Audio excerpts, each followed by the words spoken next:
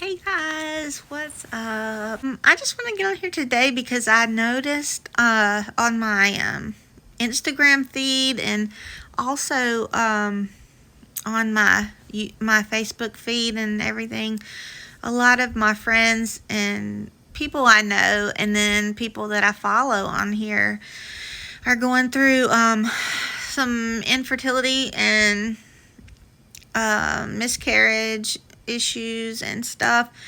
And I just wanted to put in my 2 cents for it. I never did tell you guys like the story of me trying to get pregnant.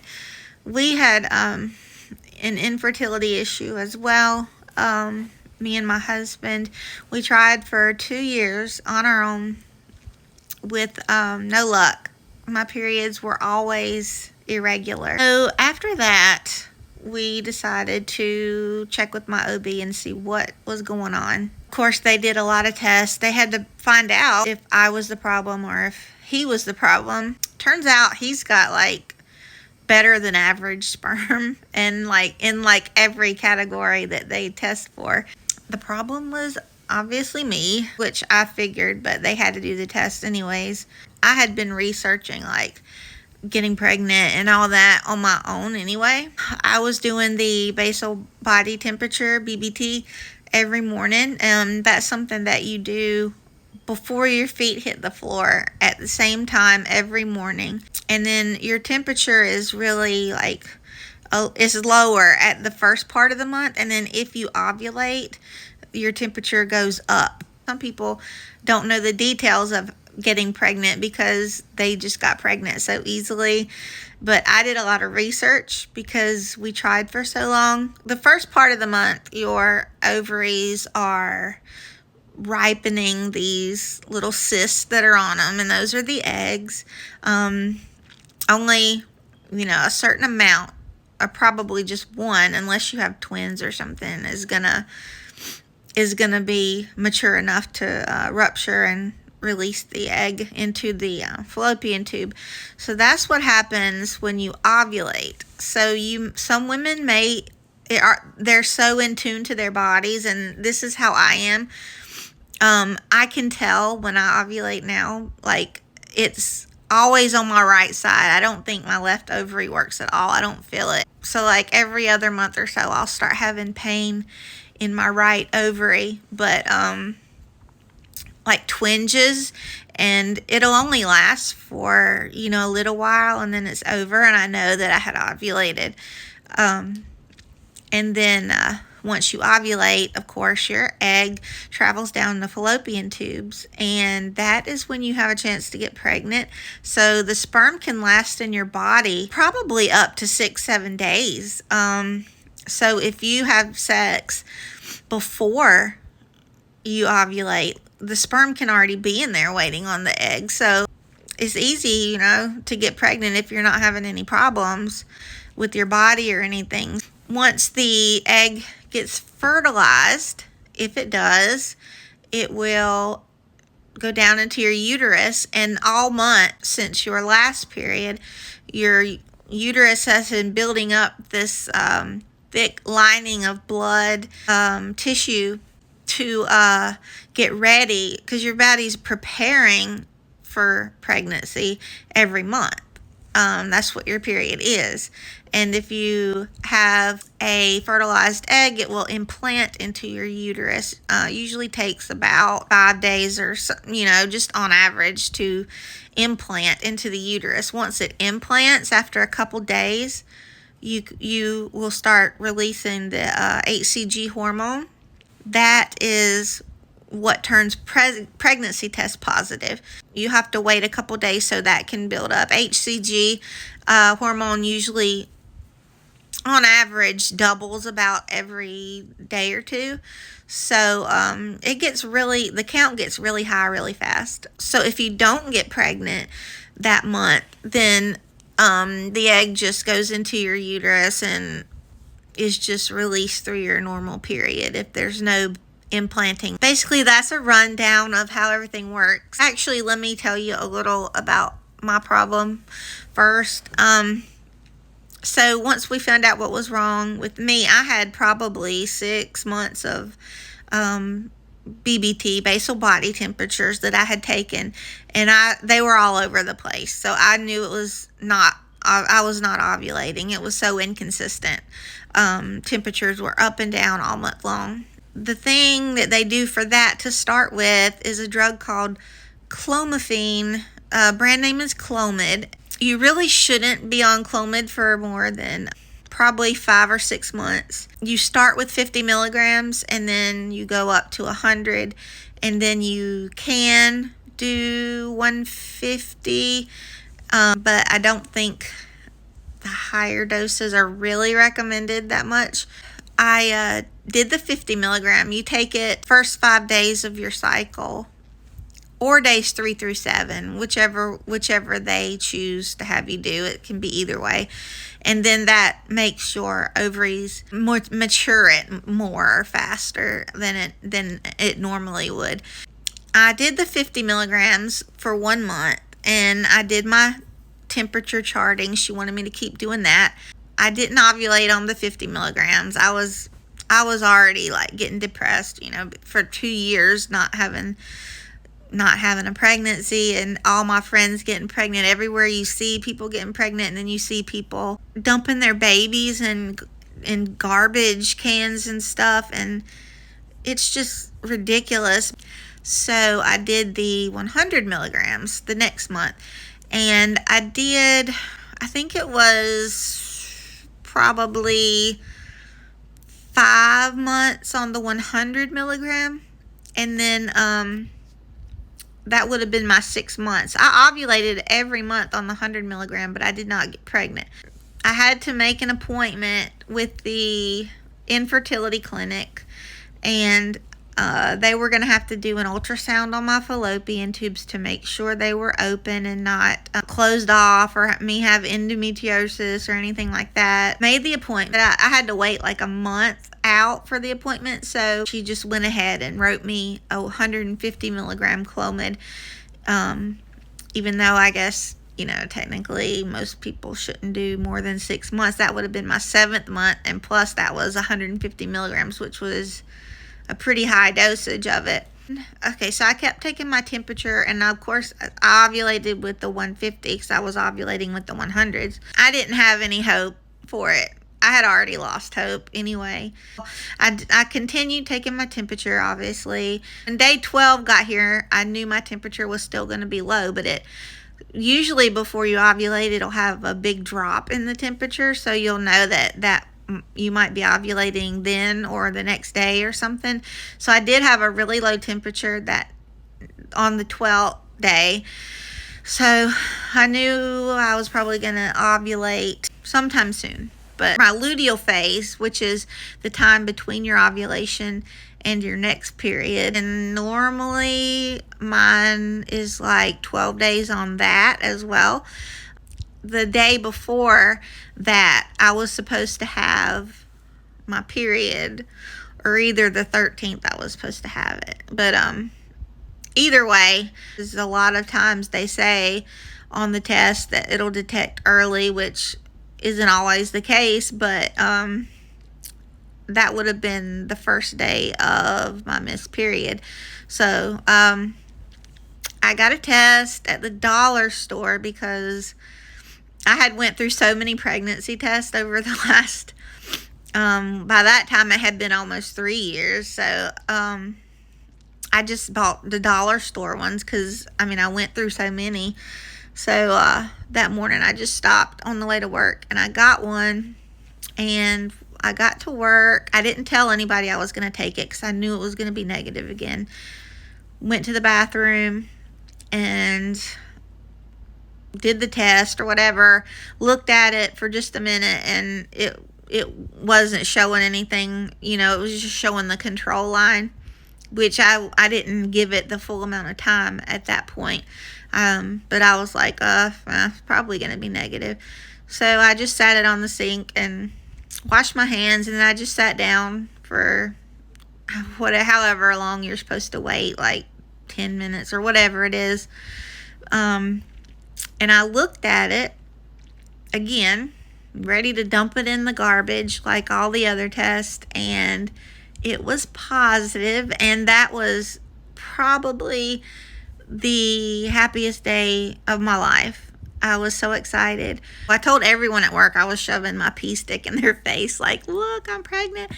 But I called my mom, and then I called my brother, and I told my mom she could tell whoever else she wanted. I just needed to tell my husband, and I wanted him to be able to tell his family how he wanted to.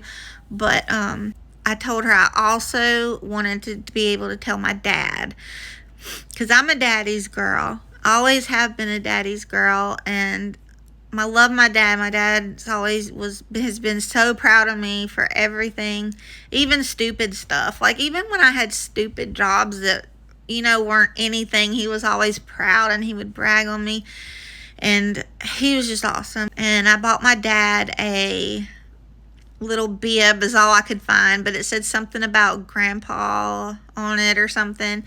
And he opened it, and he didn't really know what it was. He was like, is this something to do with Jacob? And Jacob is my brother's son, but he's like, what? And then he finally got it registered. He's like, are you pregnant? And I was like, yeah.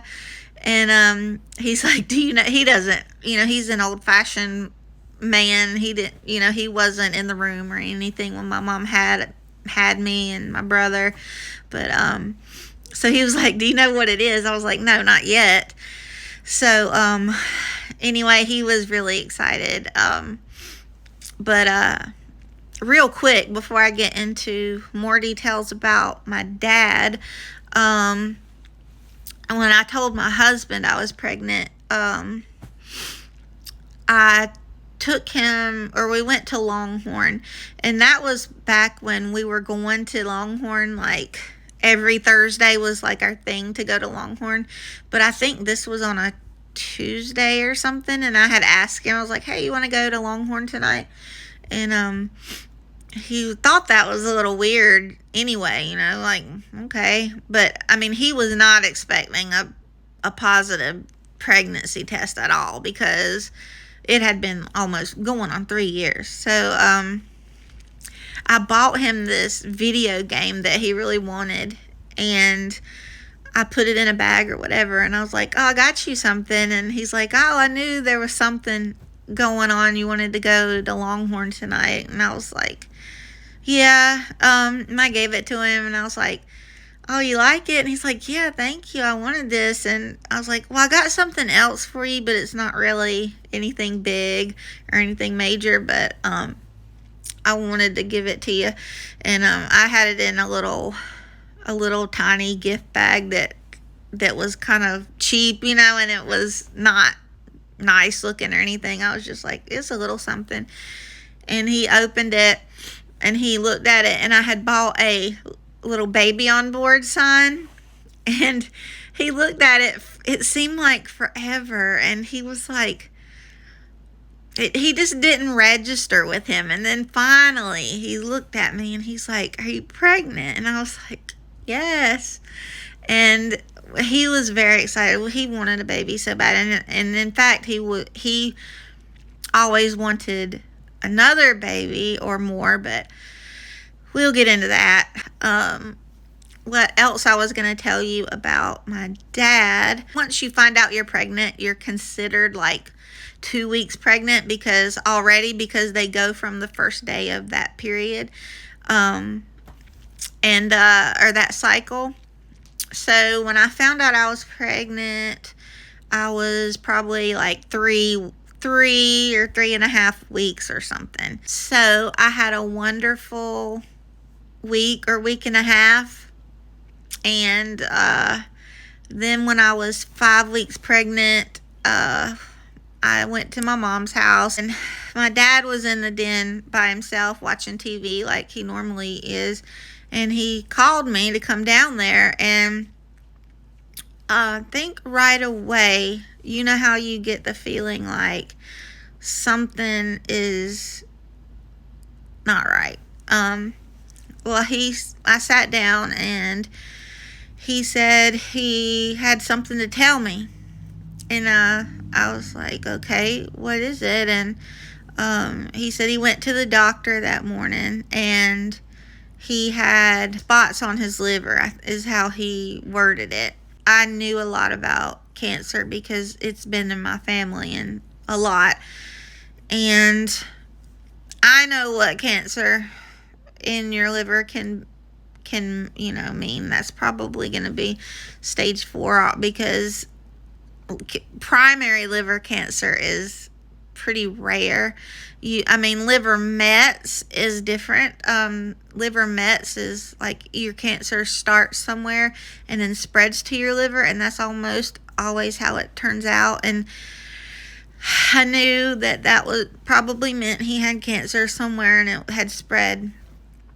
But I didn't know for sure that it was cancer, but I kind of did, but I was just like, well, maybe it's nothing, and all this time, like, he had been going to the doctor for, I guess, a week or two, doing tests, and yeah, his liver enzymes were elevated. They did a CMP, a complete metabolic panel, and his liver enzymes were elevated. So they sent him to get a CT scan next, if I'm not mistaken. And the CT scan showed that he had spots on his liver. And then that's when they referred him to where I worked for 10 years, but was not working at the time. They referred him there. They noticed he had, like, swollen lymph nodes, too. Like, he had one under his arm that was swollen, and it was pretty big. And so they sent him off to get a biopsy. So he had to wait for an appointment for that. So he got the biopsy. He also got a bone marrow to see if anything was in his bones or whatever. But he did that, and the results of the biopsy finally came back, and that it was positive that he did have cancer, but it was cancer of unknown origin, so we didn't know the primary location of the cancer, but it was suspicious for lung. My dad's never smoked or drank a day in his life, and he's totally against all that. So, but he did work in old mills and stuff. We're in the South, and he was a carpenter, and he worked at this place called the Cannon Mill, and he worked around asbestos, and every time he did anything, back then they didn't wear any mask or anything like that to protect themselves because they didn't know that anything was harmful. So it was probably something like that caused it. But if it was primary lung cancer, but he did a PET scan. It lit up like a Christmas tree. So he had it was in his liver. He had a spot on his lungs. He had it in his lymph nodes, in his bones, and he was already stage 4. Started him on chemo, and he didn't do chemo very long. I think he might have had 4 or 5 treatments. He lived probably right at 6 months after they diagnosed him, and he had a really hard time. And I would go to my mom's house, and I would hear him. He would be in the back of the house, all the way in his master bath in his bedroom, and you could hear the force in him throwing up from the cancer, just making him so sick. And his liver was small and compact because it had caused cirrhosis in the liver. So his liver was completely ate up with it. He ended up getting ascites in his abdomen, which is fluid buildup from the liver, cancer in the liver. And he was having to have it drained like twice a week, maybe once every 4 to 5 days. And I can't remember how many liters they were drawing off of him. It was a ridiculous amount, like 4 or 5 liters or something they would draw off every time he went up there. And his stomach would be so big and hard from that fluid, he couldn't breathe, and he was just so miserable. And when he would get it drained, it would be like just so much was lifted off of him. He could breathe and everything. I think he had gotten depressed and everything. He kept asking me, like, if I was going to have my baby early. I told him no, I'm just going to have it, like I normally would. But I had my, 18-week ultrasound, and I was able to tell him that we were having a boy, and I had a couple names picked out, and I had come down to the final two. It was either Blake Andrew or Justin Andrew, and everyone, well, the majority of people and my dad said Blake. But at first my dad said Justin, and then he was like, I was like, so you sure you want it to be Justin?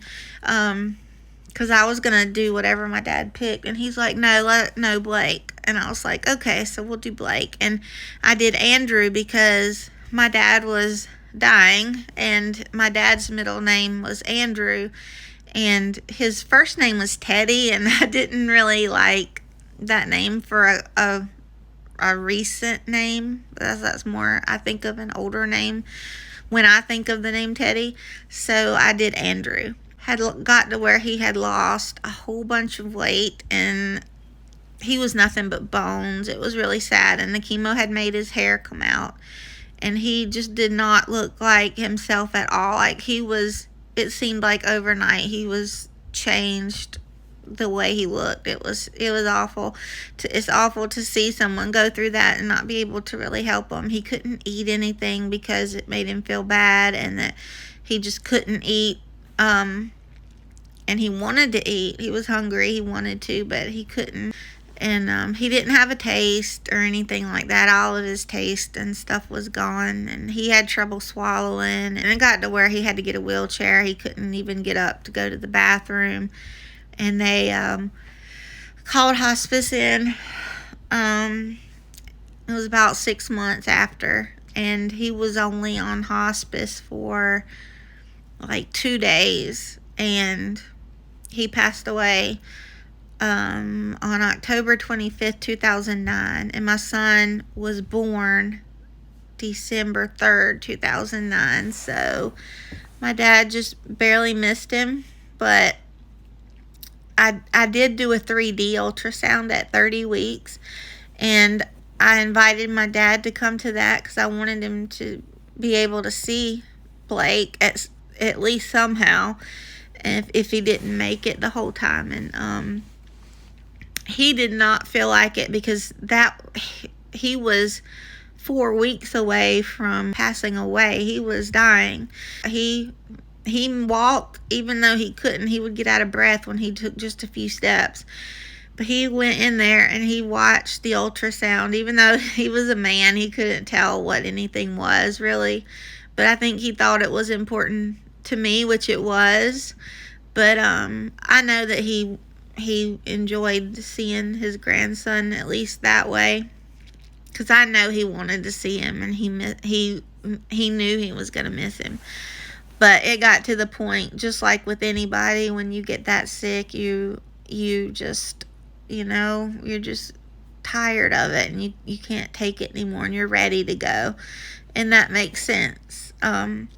So once he passed away, we were all, really upset and sad, but we knew that was coming. But we knew that he wasn't suffering anymore, because he was really suffering when he was sick.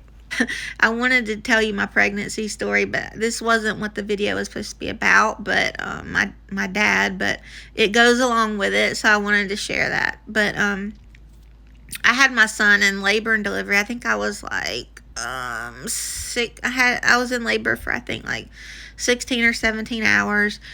They wanted me to do a C-section because they checked my pelvic bone the night before. They admitted me the night before because I was going to be induced. And they said, oh, your pelvic bone's not going to be big enough to push this baby out. And I was like, oh, well, that would have been nice to know, before now. And I was like, no, I'm going to try to do it the regular way because I wanted the experience. And not that there's anything wrong with a C-section at all. If I had ever gotten pregnant again, it would have been a C-section because of the trouble I had with Blake. But we pushed. I mean, the labor went okay. Like, the epidural didn't work. I felt everything, and then we pushed for almost 3 hours because his head would just go back and forth and back and forth when I would push, and then the contraction would be over and he would go back just because of the pelvic bone. So fine, they kept asking me during the labor, they're like, you want to do a C-section? I'm like, no, I'm gonna keep doing this, even though it was so painful because I felt everything. And finally we ended up having him and everything was fine. After that, I came home and ended up with preeclampsia after I had the baby, which is really weird because normally it's gone when you have the baby. But my blood pressure had skyrocketed and my neck and everything was hurting. Like, I thought I was going to have a stroke. And it was really bad. I was so swollen I couldn't fit in my shoes. I had to wear my husband's shoes to my doctor appointment. I'm like, I'm sorry, I look like this. I just can't fit in anything. So I had to have a CT scan to see if I had any blood clots because I had all the swelling and everything looked okay. So they told me not to do anything but lay on the couch and lift my legs, which I didn't do. I still got up and took care of the baby and stuff because I'm not very good at following the rules. That, believe it or not, is a short version of my pregnancy story. What I wanted to say was that I know there's a lot of people on my news feed and my friends and people I know and follow that are having this issue. And I just want to come out and say, you're not the only one. I think it's 1 out of 3 or 1 out of 4 people have infertility and trouble having babies, and it's very common, and there's many different reasons. It can be the dad's sperm count, it can be endometriosis, it can be your fallopian tubes are blocked, it can be scar tissue, it can be not ovulating, having enough lining in your uterus for an egg to implant, or your luteal phase isn't long enough. I mean, the list goes on and on. Like, pregnancy is a complicated thing. I mean, everything has to be working right for that to happen. So you're not by yourself. And I thought I was so desperate. I saw all these babies people being mean to their kids, and my friends were having babies and stuff, and I was, it just makes you upset and jealous and all that. And finally, it happened for me. And I know it doesn't happen for everybody, but there are things that can be done. And IVF is one. IUI is one. If, like, the pills don't work, if that's your problem, why you can't have the baby. I mean, if it's the man, they can get his sperm another way and then get injected, or however they have to do it, or take your egg and his sperm and fertilize it in the lab and then implant it in you. Like, there's lots of things they can do. It's expensive, but usually options.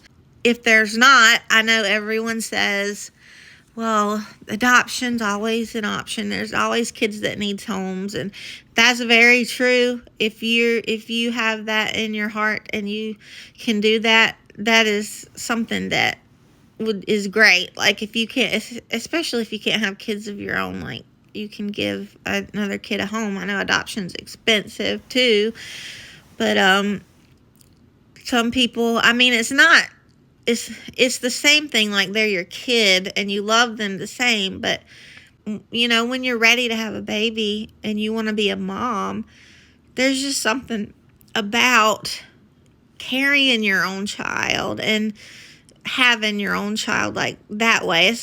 I guess it's the bonding and the experience and everything. So, I mean, there's nothing wrong with wanting to have your own baby. When people try to shame you for not adopting and wanting to keep doing all this other stuff to try to have your baby, there's no shame in that. I mean, I don't know why women attack other women. There's no shame. If you want to bottle feed instead of breastfeed, I didn't breastfeed, I bottle fed. You know, if you have to breastfeed your baby somewhere, like I don't know. I mean, there's so much hate and controversy about stuff.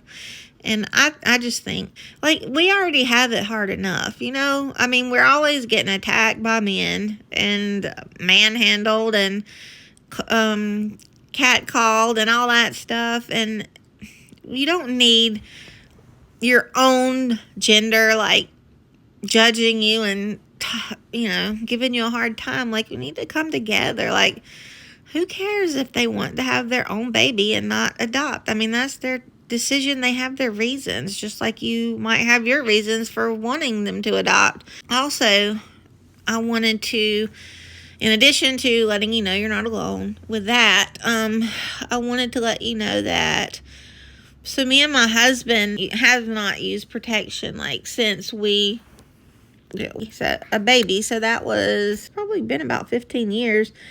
And we never used protection afterwards because we just thought, well, if it happens, it happens. We're not going to try. But, you know, because he wanted another baby, and I didn't really want to go through the chance of preeclampsia again and stuff.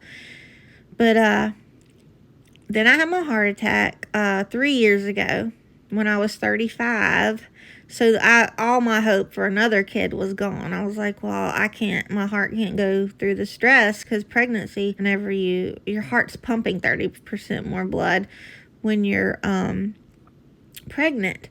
So I didn't need my heart working that hard, and I didn't need all the stress on it and all that stuff. And then having to push a baby out, you know, and I didn't want to die, you know, and then not be able to take care of my baby. We started using protection again. And then one time, July of 2021, we did not use protection, which I figured, my body doesn't work. I don't get pregnant on my own. So we did it without a condom, because we'd never used one anyway in like 15 years. Had been a couple days late because my periods had started being a little more regular. So I was like, well, this is weird. So I stopped at the dollar store on the way home, picked up a pregnancy test, and didn't tell my husband because I figured, you know, it wasn't anything, but it's just something about taking a pregnancy test and, you know, I don't know, having that little bit of hope that maybe it is. So I took it, and it turned out it was positive. I was really excited, but I was really terrified at the same time because I didn't know what was going to happen to me. And I finally talked to them. They were going to have to refer me to the high-risk clinic, and I was going to have to go there a lot during the pregnancy, and it was going to be over an hour away, and it was going to be really hectic. And I had a full-time job that's always short-staffed, and it's just was going to be a big mess. I was so concerned and nervous, and from not just for me, but just for all that. So we enjoyed that for a while, and we told, or the people that we were close to, like our parents and stuff, we told them. I started bleeding, and I was so excited when I saw that positive pregnancy test, because I just knew that my body was doing what it was supposed to do. It was working, and I was so happy, and I was like, I got pregnant on my own. And I've always wanted to see a positive pregnancy test on my own, and it happened, but I lost the baby, and I was really upset about that, and I still am, because you're always going to wonder what the baby would have been. And I'd have been having it this month, actually. Yeah, I think if it had stuck. Having a miscarriage really sucks, and for those that have gone through that, you're not alone. I think anyone that's had one will agree that it is a difficult thing mentally, physically, emotionally, stressful, and especially, I mean, I don't want to say especially the later you have one, because at any point it's hard. But when you get to a certain point, it's not really a miscarriage anymore. You actually have to deliver the baby because it's, too big to have a miscarriage. And I cannot imagine having to deliver a baby that's already passed away. But I want to say that I just feel for anyone going through infertility or miscarriage, and I have experienced it, and it sucks, and you guys are strong. I mean, there's people that take those shots to prepare for, or to get their ovaries right and prepare for IVF and stuff, and y'all are like warriors. I mean, it's amazing the things that we go through to have our babies, and I think that makes us better moms, because we wanted it so bad. We tried so hard, and we got it. But if you never have one, I hope that's not the case. But if you don't, I can't say I've experienced that because I do have a child. But I mean, you'll have to look at some positive things. I mean, you and your husband have more time together, or you could do things you want to do, like travel and things like that. But I just want to thank you guys for watching, and I hope you have a good evening.